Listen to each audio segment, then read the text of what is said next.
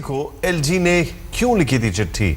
LG Mahesh गिरी तंवर की गिरफ्तारी की मांग की गई है। आरोपियों के बचाव में सांसद ने लिखी चिट्ठी। ये सारी चीजें सामने आ रही हैं। आज जो चिट्ठी लिखी गई, एलजी पर आपका हमला। खान मर्डर केस में एलजी पर आपका हमला है। एलजी गिरी तंवर की गिरफ्तारी की मांग की गई है। आरोपियों के बचाव में एमपी ने लिखी चिट्ठी, ये कहा है। लेकिन एमपी ने कौन सी चिट्ठी लिखी है, क्या सबूत है उस चिट्ठी का, मतलब वो चिट्ठी कहां है, ये साफ नहीं है अभी तक।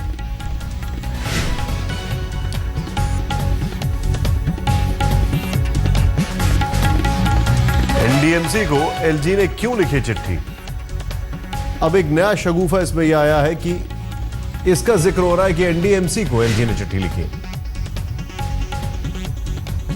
साफ तौर पर बता दिया किस प्रकार से महेश गिरी, किस प्रकार से कारण सिंह तंवर और किस प्रकार से श्री नजीब जंग जो दिल्ली के उपराज्यपाल हैं, उनकी प्रत्यक्ष अप्रत्यक्ष भूमिका इस पूरे कांड में नज़र आ रही है। चाहे वो एक अभियुक्त, एक हत्या के मुख्य आरोपी को लाभ पहुंचाने की बात हो, एक ईमानदार अफसर जिसकी हत्या हो गई उसके खिलाफ एक्शन लेने की बात हो, और इस पूरे हत्याकांड में किस प्रकार से उन्होंने दबाव बनाया। इनके जो भी खुफिया है या करप्ट कोई जो लोग हैं जिनके पास से ये जानकारियाँ ले रहे हैं, ये बहुत बुरी तरह से फंस गए हैं और इनको मैं छोड़ूंगा नहीं। आपको मैं और बात बताता हूँ, इतनी इनकी हालत ख़राब हो चुकी है मेरे चैलेंज और मेरे ये सब देने के बाद कि मुझे अपने जान पहचान के लोगों से बार बार मैसेज आ रहे हैं, इशारे आ रहे हैं कि मामले को रफा दफा कर दो। आप भी नहीं बोलेंगे, हम भी नहीं बोलेंगे, मैं छोड़ूंगा नहीं। लेकिन वो तो बोल रहे हैं, कह रहे हैं कि तीनों लोगों को अब गिरफ्तार करना चाहिए और एलजी के पास से तो पुलिस की रिपोर्टिंग भी खत्म हो।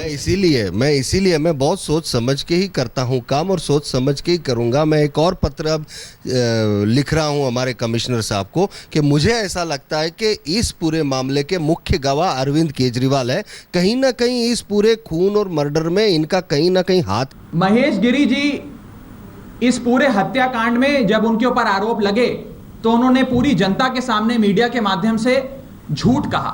उनकी चिट्ठी जो माननीय उपराज्यपाल ने आगे एनडीएमसी को भेजी और कहा कि मुख्य अभियुक्त को लाभ दिया जाए और ईमानदार अफसर जिसकी हत्या करा दी गई उसके खिलाफ एक्शन लिया जाए, उसका नंबर है A3212। ये चिट्ठी 11 मई को भेजी गई। A3212 एलजी के दफ्तर से लिखा गया कि attached is a letter submitted to the honourable LG by Mahesh Giri member of parliament, necessary action as per law may be taken. ये पूरी तरह से अब फंस चुके हैं, इनकी हालात बहुत खराब हो चुकी है, बौखला गए हैं। ये बार बार वही कागज का झुनझुना हिला कर बता रहे हैं। एक सीधी सी बात है, अरे यार केजी का बच्चा भी बता देगा कि उसकी मम्मी कहाँ है। उस तरह से मैं सीधा पूछ रहा हूँ, मेरा लेटर कहाँ है? अब कोई लव लेटर था जो मैं डाल के आ गया? संवैधानिक पत्र जब आप पद पर रहते हुए लिखते हो तो आप एक फॉरवर्डिंग लेटर लिखते हो। लेटर पे डेट क्या है, नंबर है तो डेट क्या है? 2017, यानी अगले साल मैं दे रहा हूँ वो लेटर। अगर वो आपने तारीख भी गलत लिखी है तो बहुत कुछ गलत हो चुका है। इनके पास ये जानकारियां कहीं गलत फंस गई इनके पास। इस पूरे मामले में आम आदमी पार्टी ने जो पहले प्रेस कॉन्फ्रेंस की उसमें 3 पेज दिखाए। एक खत जिसका बार रेफरेंस आ रहा है कि जिसमें एलजी ने कहा है कि एमपी का लेटर लिखा हुआ है, एमपी ने लेटर लिखा हुआ है, एमपी ने जो भी कहा है उसमें तारीख गलत है, 2017 है। फिर अगर एमपी का खत है तो वो एमपी का खत है कहां पर? और फिर अगर कभी कोई एमपी किसी के लिए खत लिखता है तो ये कैसे माना जाए कि एमपी ने उसका मर्डर करवाने में उसका हाथ है?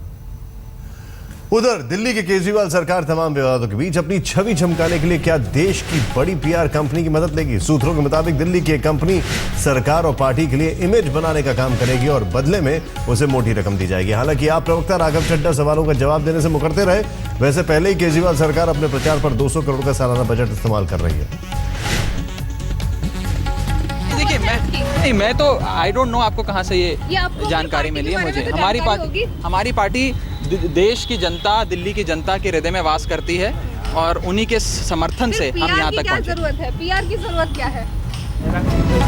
छवि चमकाने की जरूरत क्यों पड़ी? क्योंकि कई ऐसी घटनाएं आ रही हैं। एक बड़ी घटना सामने, हैरान करने वाली घटना, दिल्ली में आप विधायक और समर्थक नई मुसीबत में घिर गए। पानी की शिकायत लेकर पहुंची महिला ने बदसलूकी का आरोप लगाया। मामला थाने तक जा पहुंचा।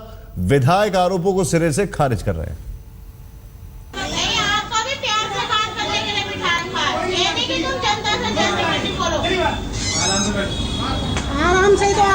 से कितने दिन से आराम से जा रहे हैं, ना तो कोई टाइम करे ना कुछ भी। दिल्ली के संगम विहार से आम आदमी पार्टी के विधायक दिनेश मोहनिया के दफ्तर पर हंगामा मचा है। ये महिलाएं आप विधायक और जल बोर्ड के उपाध्यक्ष दिनेश मोहनिया के दफ्तर पर पानी की समस्या लेकर पहुंची थी, मगर यहाँ हंगामा मच गया। 5 महीने से आराम से बात हो रही। हाँ, बोलो। हंगामे के बाद महिलाओं ने आरोप लगाया कि मोहनिया ने उनके साथ बदसलूकी की है। हम लोग जब वहाँ पे बैठे जाके उनके लोग धक्का मुक्की करना शुरू कर दिए कि आप यहाँ से निकलो जाओ। तो हमने पहले कहा हमें बुलाया गया था, जब नहीं माने बिल्कुल ना मिलने को मजबूर कर दिया कि हम नहीं मिलेंगे, तब हमने नारेबाजी की। आज पानी की समस्या को लेकर दिनेश मोहनिया के यहाँ गए थे, हमें पानी चाहिए। उसने बदतमीजी से बात करी और धक्का मुक्की मारी और पानी के कहता है कि यहाँ पे ऐसा करो, खुद कर रहा है बदतमीजी तो कुछ नहीं, और यहाँ पे जब सब जने एक साथ बोले तो कह रहा है ऐसा बदतमीजी करोगे, चीखोगे, चिल्लाओगे तो पानी नहीं मिलेगा।